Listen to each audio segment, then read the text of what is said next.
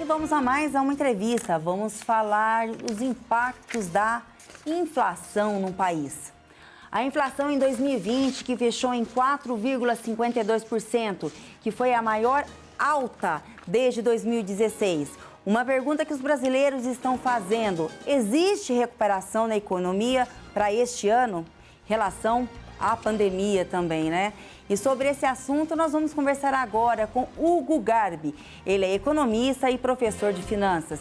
Bom dia, professor. Mais uma vez a gente agradece a sua participação aqui no Jornal da Rede Alesp. Eu queria estar começando a entrevista com o senhor falando um pouquinho, detalhadamente, os motivos do aumento e da aceleração da inflação. Boa tarde, é um prazer estar aqui com vocês, falar um pouquinho sobre o ambiente econômico. Olha, em termos de inflação, em 2020, houve duas variáveis importantes que contribuíram de forma significativa para o aumento da inflação. O primeiro ponto a destacar é a estratégia de política monetária do governo. Então, o governo ele teve uma estratégia de política monetária para reduzir de forma sistemática as taxas de juros ao longo do tempo. De uma forma geral, na economia, quando você reduz as taxas de juros, há um incentivo natural à tomada de crédito e ao consumo. Então, no final do dia, essa estratégia ela é importante também para aumentar a capacidade empreendedora, uma vez que o capital ele não tem a mesma rentabilidade que ele teria no mercado financeiro. E o consumidor, o agente econômico, ele vai procurar outra forma de rentabilidade do seu capital, do seu dinheiro. Outra variável importante foi, sem dúvida, o auxílio emergencial. O governo ele injetou, em 2020, mais de 500 bilhões de reais na economia por meio do auxílio emergencial. Esse auxílio ele tem um efeito importante na economia, uma vez que ele volta, em grande parte, como consumo direto feito pela população. É o que nós economistas chamamos de efeito multiplicador. O efeito do consumo direto na contratação de serviços e no comércio local, e que também tem um efeito inflacionário, ou seja, essas duas variáveis combinadas, elas contribuíram sim para o incremento da inflação em 2020. Doutor, explica um pouquinho também para quem está nos assistindo, como é que a Selic ela pode influenciar no aumento da inflação? Olha, o aumento da taxa Selic, sem dúvida, é um importante instrumento de política monetária para a contenção da inflação. Porque o que os economistas chamam de política monetária contracionista. Então, ela funciona essencialmente no aumento das taxas de juros básicas, que vão ter um reflexo, de uma forma geral, em toda a economia. Quando o consumidor for parcelar um automóvel, um eletrodoméstico ou até pegar um empréstimo no banco, com as taxas de juros mais altas, o governo ele desincentiva o consumo. Então, com uma queda no consumo, naturalmente, com uma taxa de juros mais alta, há sim uma menor pressão inflacionária. Por outro lado, é importante destacar, e nós sabemos que há um descolamento do nível da taxa Selic com as taxas de juros cobradas pelos bancos ao consumidor final.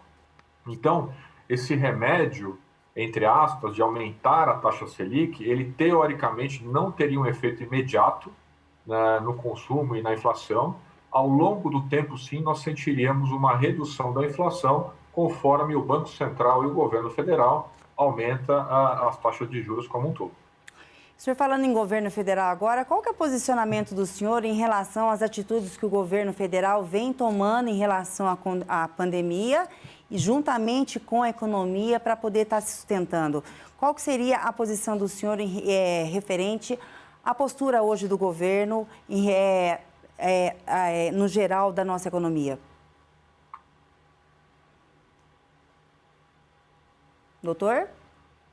Olha, o governo federal, assim como grande parte das economias do mundo, ele se posicionou no início do governo como um liberalista. Então, o liberalista econômico, ele geralmente não intervém de forma profunda na economia. Ele deixa as entidades econômicas se autorregularem. Mas num momento como esse, com uma pandemia e uma crise econômica mundial, o governo ele agiu no meu ponto de vista, de forma correta ao injetar mais de 500 bilhões de reais na economia, ajudando a população da forma como o nosso orçamento, o orçamento brasileiro, permitiu. Então, em termos econômicos, o governo brasileiro ele não tinha muito mais o que fazer.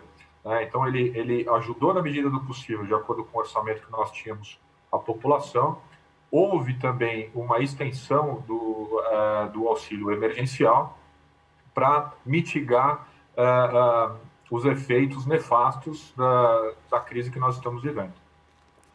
Doutor, a gente sabe que um dos principais destaques de aumento aí em 2020 foi o aumento dos produtos da cesta básica. O senhor acha que as famílias mais vulneráveis elas podem esperar ainda esse ano uma baixa de novo do preço dos produtos da cesta básica ou não? Olha, quando a gente fala de inflação, é difícil você ter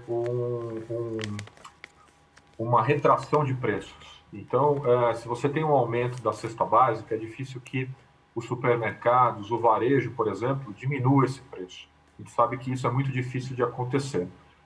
O que pode acontecer com a retomada da economia, e o que geralmente acontece, é um aumento do poder de compra do consumidor.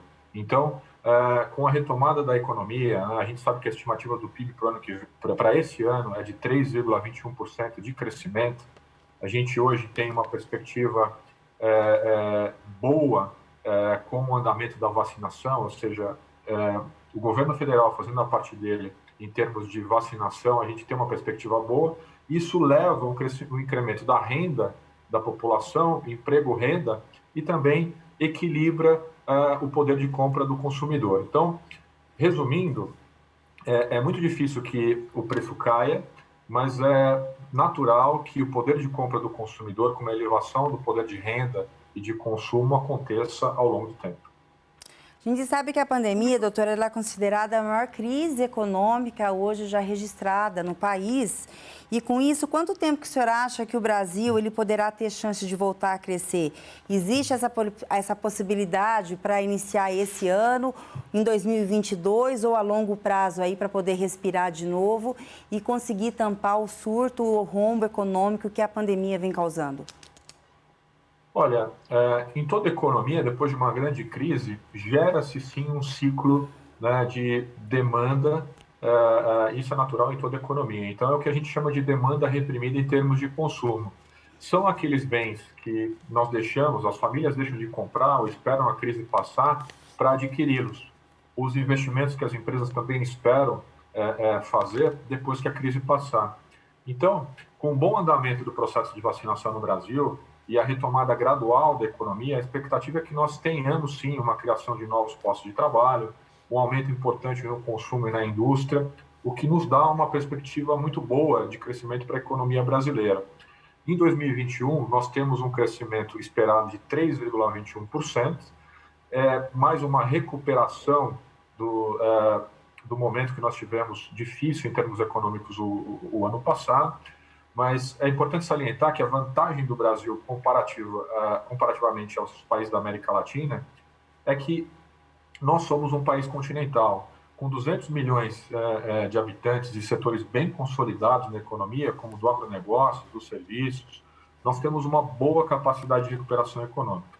Agora, é importante destacar, salientar que essa previsão, ela é uma variável que depende da consistência e do planejamento do governo no processo de vacinação e no planejamento também do processo de reabertura da economia como um todo. Quando a gente fala em governo federal, a gente sabe, em outros veículos de comunicação, que está tendo muita incoerência de decisões de governos estaduais com o governo federal. Isso atrapalha o crescimento também da economia e acelera a inflação ou não, doutor? Olha, falando um pouco das decisões locais, é natural que, se a gente considerar só a variável econômica, né, quando você tem comércio fechado, quando você tem pessoas que não têm condição de gerar renda e de trabalho, isso tem um impacto, sim, econômico profundo. né? Então, esse desalinhamento do governo federal com os estados, o ideal seria uma convergência e um ponto de equilíbrio entre economia e saúde, né? Nós sabemos que nós vivemos uma pandemia, um momento crítico em termos de saúde, com a perda de muitas vidas. A gente não tem como desconsiderar esse momento, todos os cuidados que nós devemos ter, né? Mas é importante, sim, ouvir o Ministério da Economia, ouvir o planejamento econômico do governo federal e ter, no mínimo, um diálogo para que a economia não se prejudique ainda mais.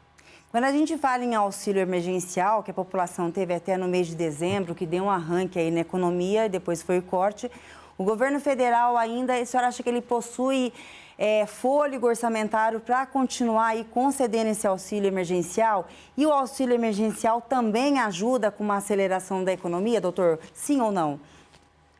Olha, o auxílio emergencial, sim, auxilia muito a condução da economia, tá? O governo, ele já está no limite em termos de orçamento para ajuda do auxílio emergencial. Ora, nós estamos falando de 500 bilhões de reais. Para o orçamento do país, para o orçamento do Brasil, é muito dinheiro. Então, o que a gente tem que levar em consideração, muita gente fala que, olha, o auxílio emergencial é pouco dinheiro, não dá para fazer muita coisa, mas, de uma forma geral, é um auxílio emergencial responsável, né? Então, eu entendo que tem de ter, sim, a responsabilidade fiscal.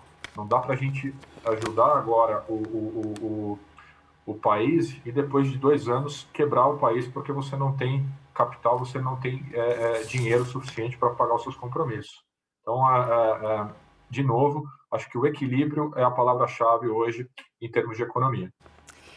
E o Jornal da Rede Alesp falou agora com Hugo Garbi. Ele é economista e professor de finanças e deu uma geral aí sobre os impactos da inflação no país e falou também sobre a nossa economia em geral. A gente agradece sua participação, doutor. Até um próximo encontro aqui. Muito obrigada pelas informações. Tenha um bom dia. Eu que agradeço. Uma boa tarde para vocês. Muito obrigado. Boa tarde, é isso.